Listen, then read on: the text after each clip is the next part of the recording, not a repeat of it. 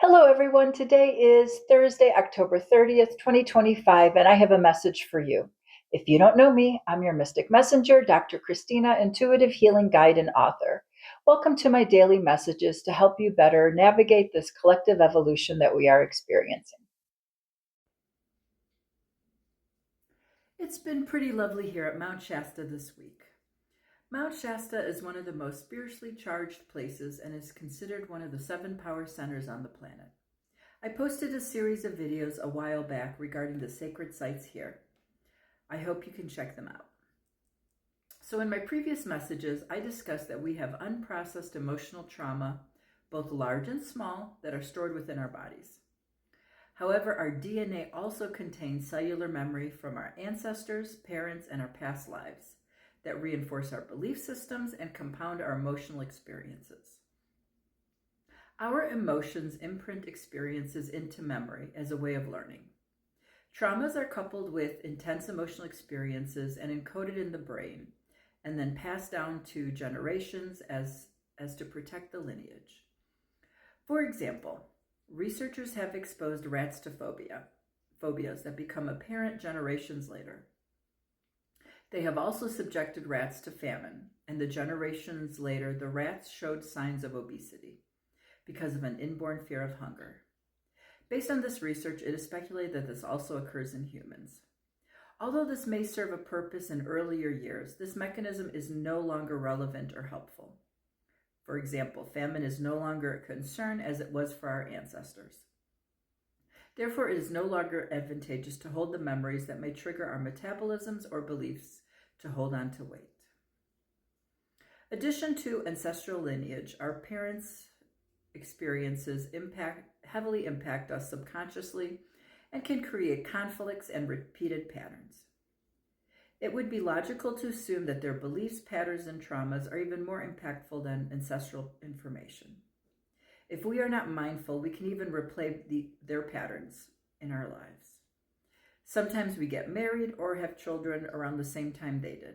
We may develop illnesses or have serious accidents around the same time and same age our parents did. The good news is you can stop these dysfunctional patterns by understanding them and processing them. And I discussed this in previous videos.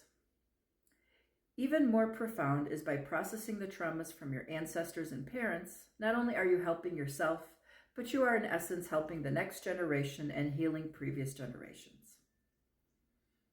Additionally, many spiritual teachings subscribe to the concept of reincarnation. Because we are eternal spiritual beings, the material body we are inhabiting right now is only one of many. If we are in fact eternal, it would only make sense that we experience many different lifetimes. Many of these experiences, especially painful and emotionally charged ones, also become encoded in our DNA. Whether it is true incarnation that we are really inhabiting other bodies or just memories of ancestral memories stored in the DNA, it may not really matter.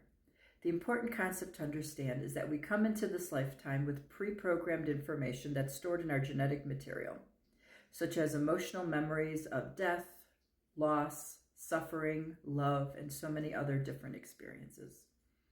This emotional memory, as well as the belief systems that were learned in these lifetimes, become part of our subconscious process that influences our lives.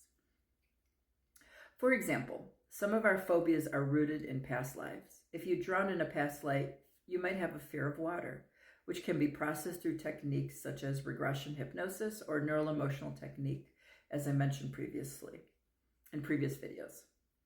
If there was something unresolved in a past life, such as you are not able to rescue your child from harm, you might have an unhealthy feeling of being overly responsible for that person in your present life, which may have returned as a parent. If there is a karmic pattern of betrayal by loved ones, you may have anxiety and paranoia in your present lifetime. However, all of these patterns can be cleared. The emotional pain from these traumas, along with the belief systems that were created because of them, also impact our daily lives, even if these experiences never actually happen to us because they are physically registered in the body. This is why some of the belief systems and emotional pains do not always make sense. Some of us have phobias we don't understand, attachments to people and concepts, and feelings of familiarity to certain situations, places, and ideas that are just not logical. However, it is important to understand that these memories and the belief systems created serve to amplify the emotional experiences we have from this lifetime. So as you continue your evolutionary journey, you might find it helpful to understand the other stories that are part of your subconscious program. It is important to understand the full picture because some of these traumatic memories influence us in a deep way and add to our suffering. Sometimes they are just as impactful as the traumas that occurred to us in this present day. If you are interested in learning more about evolving your consciousness and transforming the matrix, please like and follow me and check out my videos and my book, Evolving Consciousness, for more information. Sending you lots of love and light from the heart of Mount Shasta.